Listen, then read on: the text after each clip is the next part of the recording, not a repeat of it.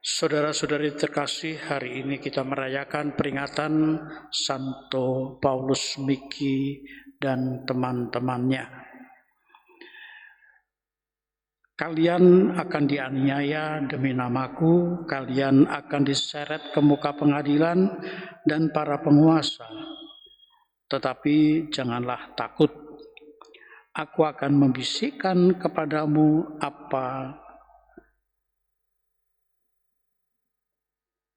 apa yang harus kalian katakan. Saudara-saudari, di mana saja iman diwartakan, di situ pula terlaksana sabda itu.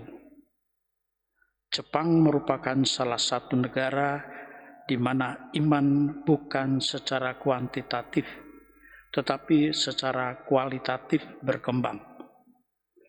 Paulus Miki, salah seorang pastor Yesuit pertama Jepang, telah membangun sebuah kelompok yang penuh semangat di Nagasaki bersama para misionaris dari Spanyol. Kelompok itu dihancurkan sama sekali. Dengan memuji nama Tuhan, mereka membela iman sampai menyerahkan diri mereka untuk dibantai. Itulah sekelumit cerita Paulus Miki dan teman-temannya yang menjadi martir di Jepang.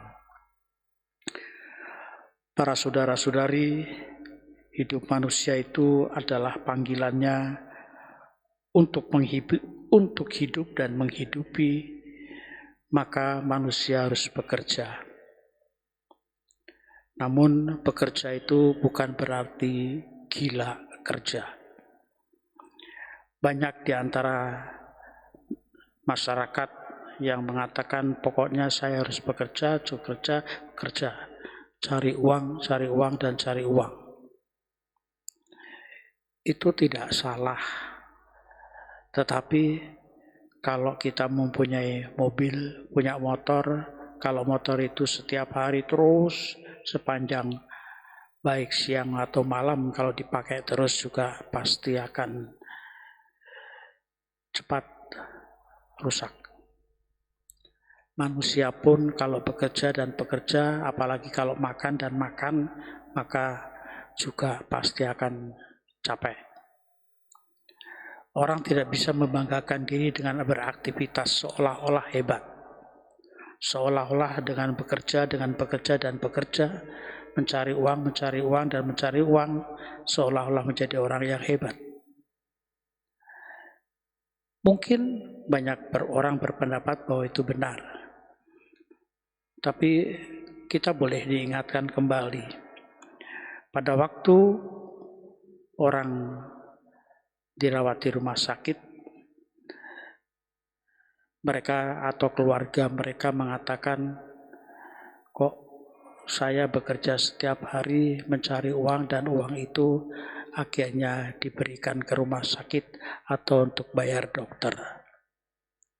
Ini banyak keluhan seperti itu, tetapi ya di rumah sakit tidak tahan, tidak betah. Pokoknya saya ingin bekerja lagi.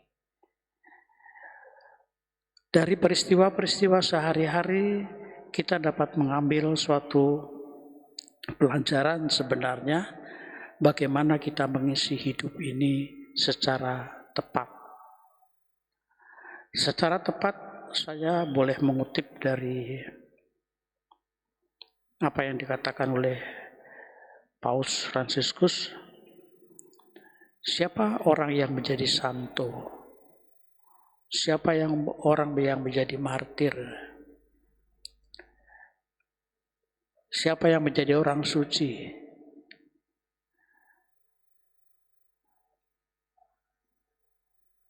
Menjadi martir, menjadi orang kudus, atau menjadi orang suci, menjadi santo, santa, adalah orang-orang yang melaksanakan tugasnya sehari-hari. Tidak muluk-muluk. Jadi lakukanlah tugasmu setiap hari dengan baik dan benar. Maka apa yang dikatakan dalam Injil hari ini di mana Yesus mengajak murid-muridnya untuk menyepi. Marilah kita pergi dan ke tempat sunyi di mana Yesus juga mau bersama mereka setelah mereka melaksanakan tugas dan karya yang menjadi tugas perutusan mereka. Yesus tetap memperhatikan mereka bahwa kebersamaan dengan Allah adalah sesuatu yang penting, tidak bisa disepelekan. Dan itu adalah bukan lepas dari kegiatan aktivitas sehari-hari. Bahwa boleh disimpulkan bahwa kegiatan kita sehari-hari itu bukan hanya bekerja, tetapi kebersamaan dengan Allah itu juga menjadi sesuatu yang penting.